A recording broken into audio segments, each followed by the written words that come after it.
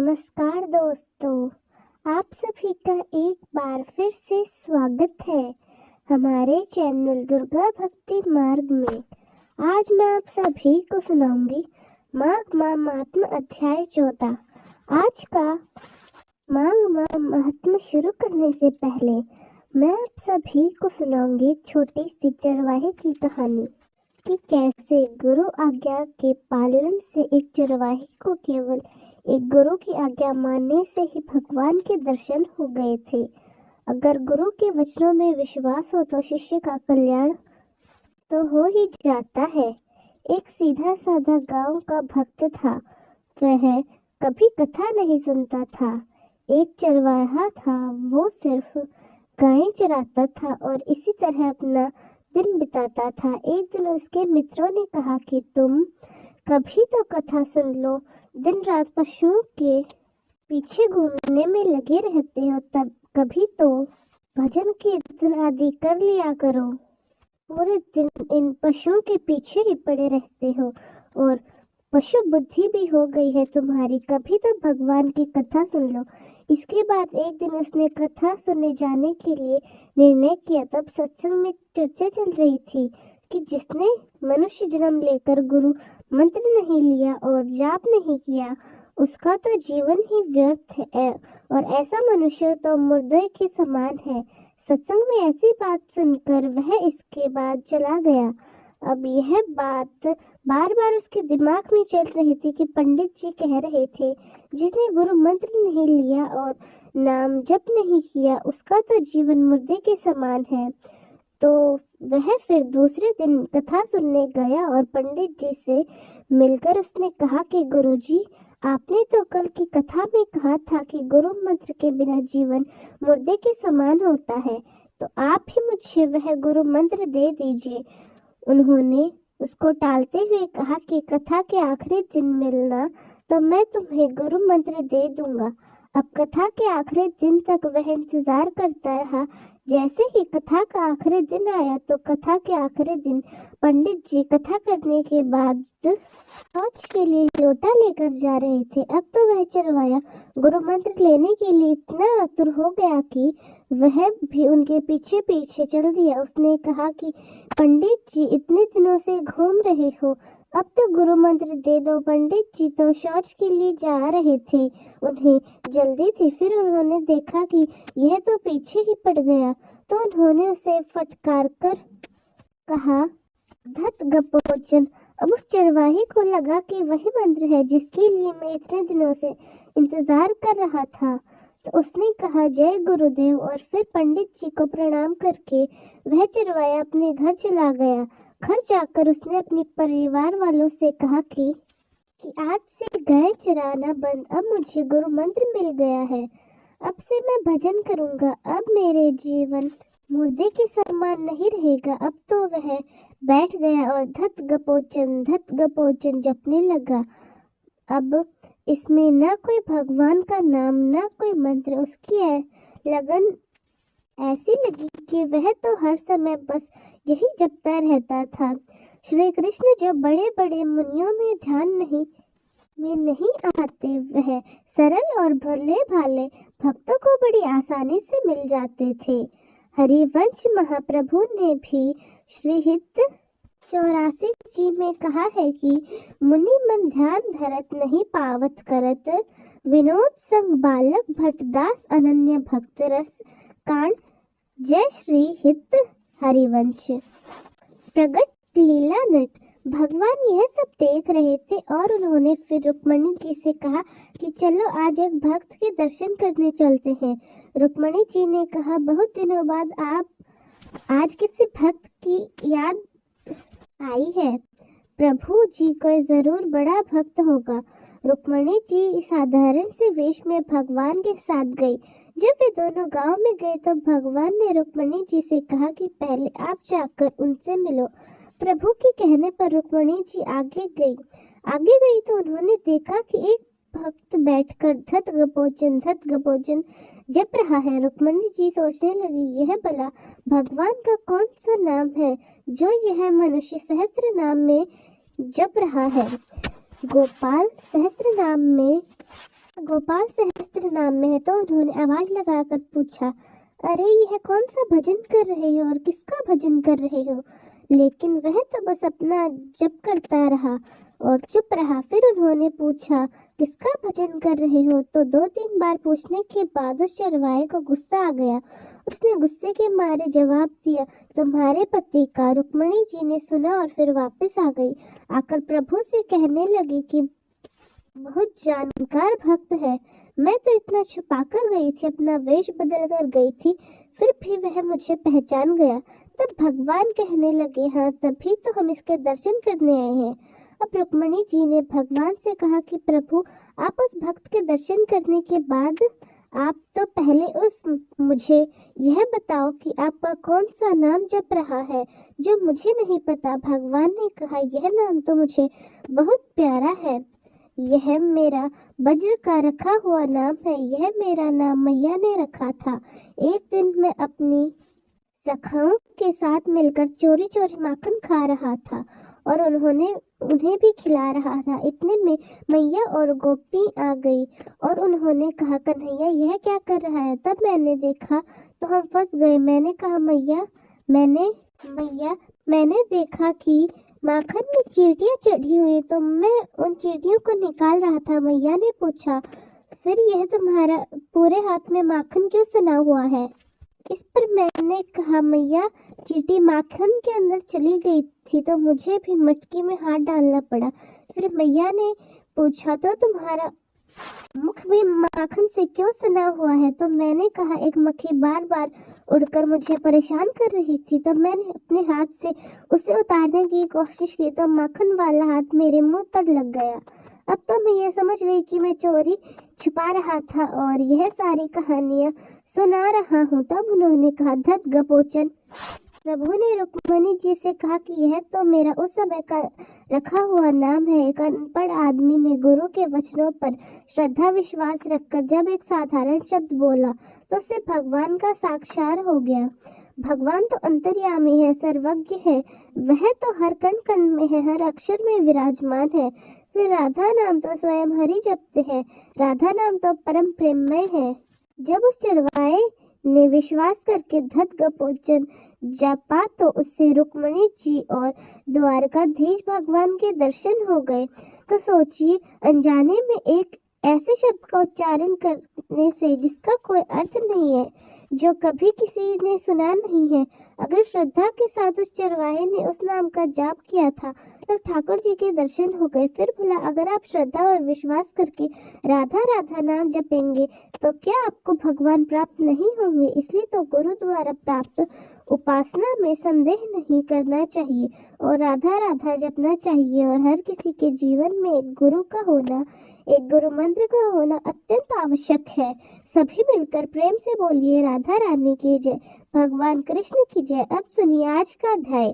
श्री सूत जी कहते हैं, हे विप्रो, पूर्व काल की बात है, चमत्कारपुर में उत्तम व्रत का पालन करने वाले चंड शर्मा नाम से विख्यात एक ब्राह्मण हुए, जो रूप और उदारता आदि गुणों से संपन्न थे। वे जब युवा अवस्था में पहुंचे तब वे वैश्या में आसक्त हो गए। तब एक बार आधी रात में वे प्यास से व्याकुल होकर उठे तो उस वैश्या से बोले, हे प्रिय, मैं पानी पीना चाहता हूँ। तब उस वैश्या ने पानी के भ्रम में उन निद्राकुल ब्राह्मण को मदिरा से भरा हुआ पुरवा दे दिया।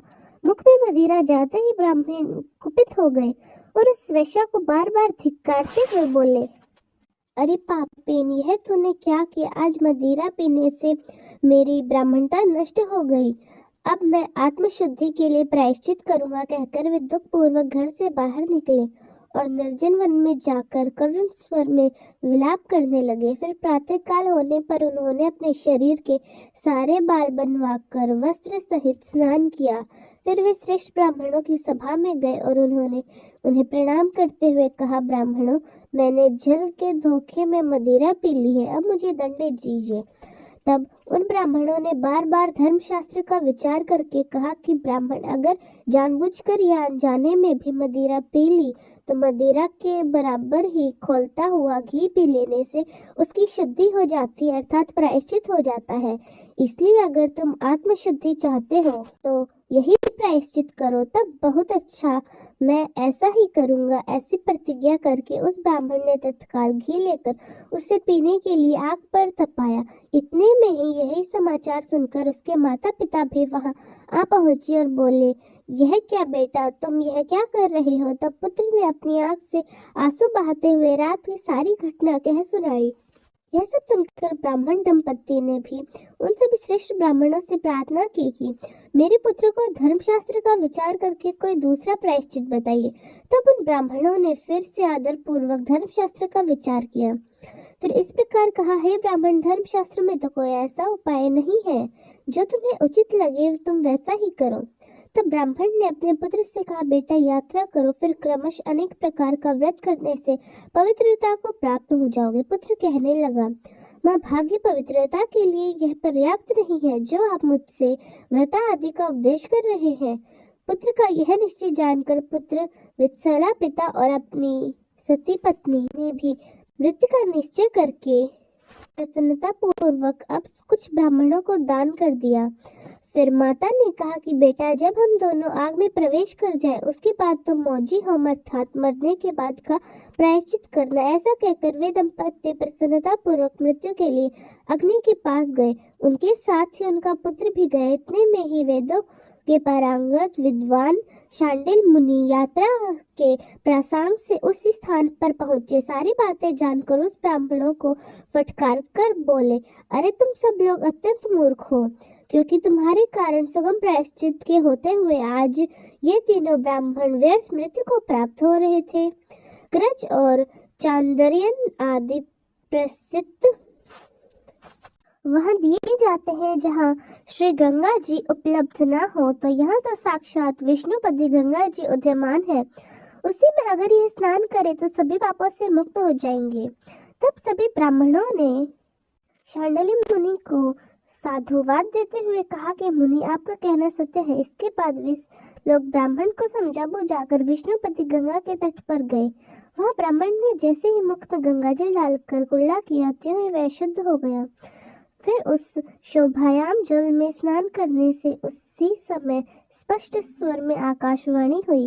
विष्णुपति का संपर्क होने से ही उसके जल में स्नान और आचमन करने से ब्राह्मण देवता शुद्ध हो गए, इसलिए अब वे अपने घर लौट जाएं। यह सुनकर सभी लोग हर्ष प्रकट करते हुए अपने अपने घर चले गए। श्री सूत जी कहते हैं कि ब्राह्मणों, ऐसे प्रभावशाली विष्णुपति गंगा उस क्षेत्र की पश्चिम सीमा पर विद्यमान है जो सभी पापों का नाश करने वाली है। श्री सूत जी आगे कहते हैं, श्री भूतल पर यमुना नदी के किनारे मथुरा नाम से विख्यात एक महापुरी है जो अनेक ब्राह्मणों से भरी हुई है।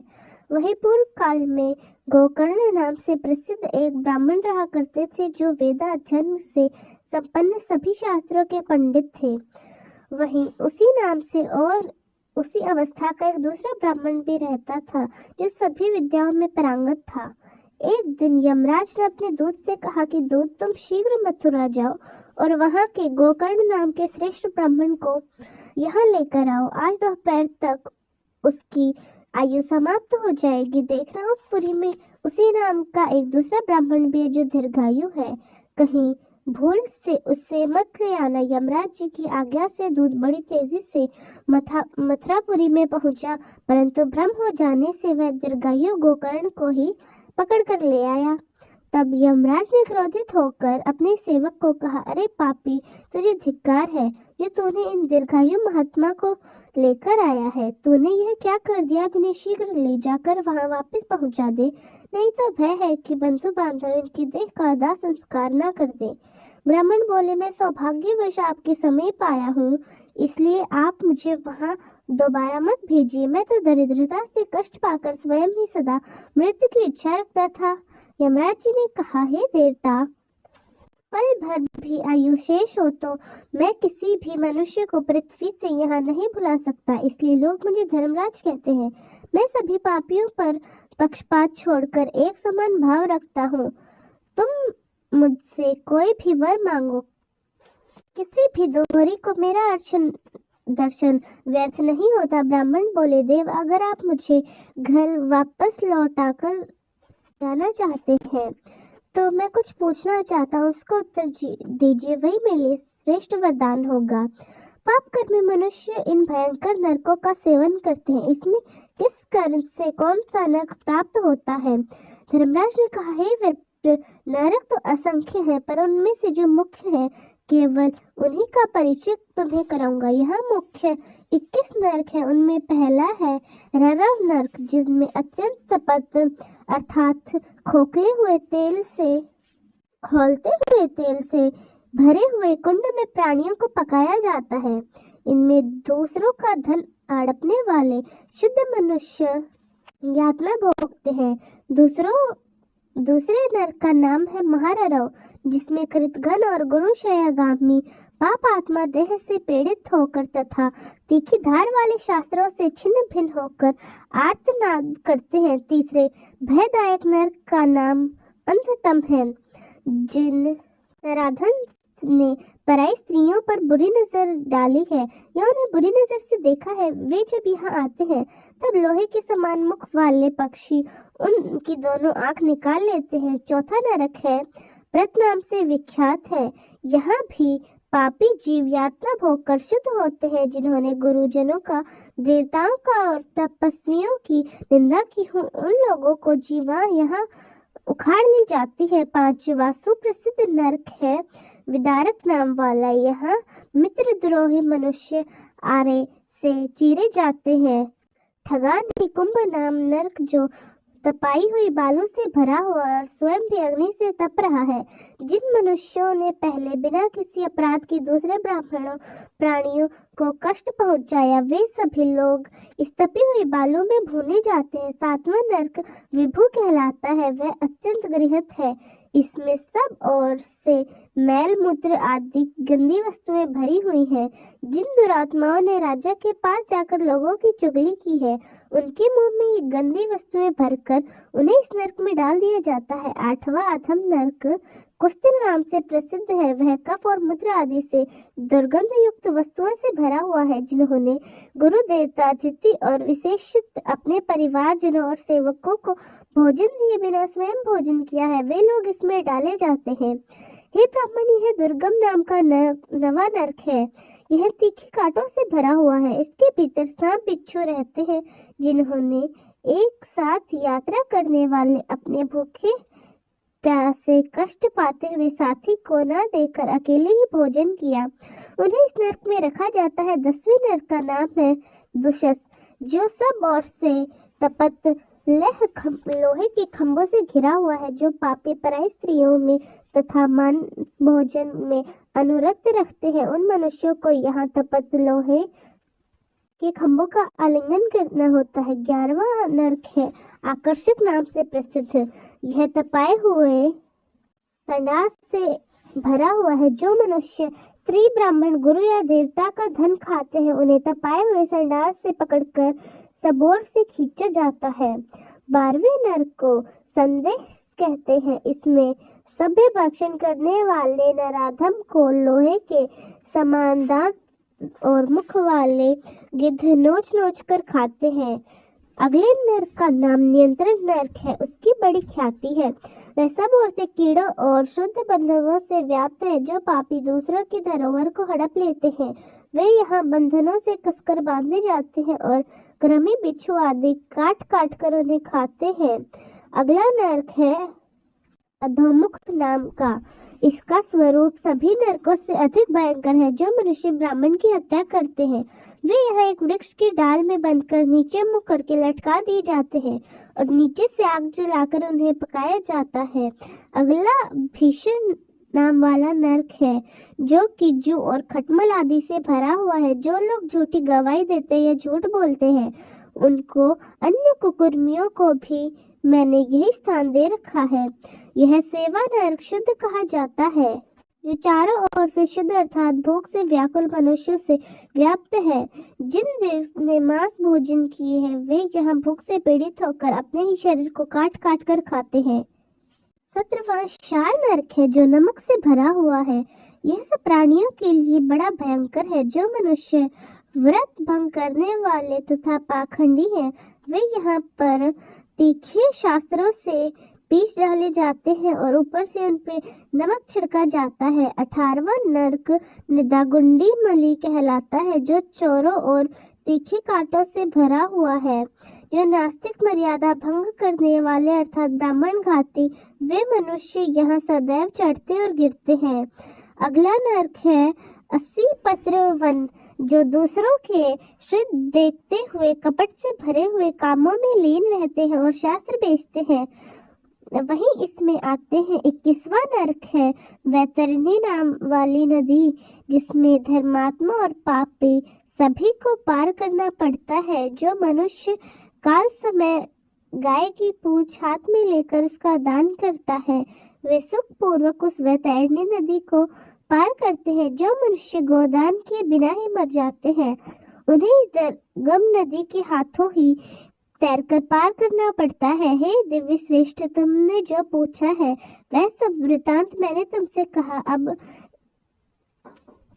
अब इच्छा अनुसार धन लेकर घर जाओ। ब्राह्मण बोले, हे धर्मराज, अब बस यह बताइए कि कौन सा काम करने से मनुष्य नरक में नहीं जाते। यमराज ने कहा, जो सदा तीर्थ यात्रा में लीन रहते, देवता और अतिथियों की पूजा करते, ब्राह्मणों के प्रति भक्ति रखते, शरण में आए का पालन करते हैं, वह कभी भी नरक में नहीं आते। जो सदा दूसरों की भलाई में संगम लीन रहता है, हेमंत अर्थात सर्दी में पाता, गर्मी में जल पिलाता है, वर्षा में ठहरने के लिए स्थान देता है, वो कभी नरक का दर्शन नहीं करता। जो जल और उपवास में तत्पर, शांत चित्त, जितेंद्रिय, ब्रह्मचारी और सदैव ब्राह्मण का ध्यान करने वाला है, वह मनुष्य कभी भी नरक में नहीं जाता। जो अन्न और तिल का दान करता है, वह प्राणी कभी भी हिंसा नहीं करता। वेदा अध्ययन करके शास्त्र के आज्ञा पालन में तत्पर होता है, मीठे वचन बोलता है और सदा धार्मिक चर्चा किया करता है, वह कभी नरक को नहीं देखता। ब्राह्मण बोले, धर्मराज जी, यह तो एक मूर्ख भी जानता है कि शुभ कर्म में तत्पर रहने वाला पुरुष नरक में नहीं जाता और पापरायण मनुष्य स्वर्ग को नहीं जा सकता।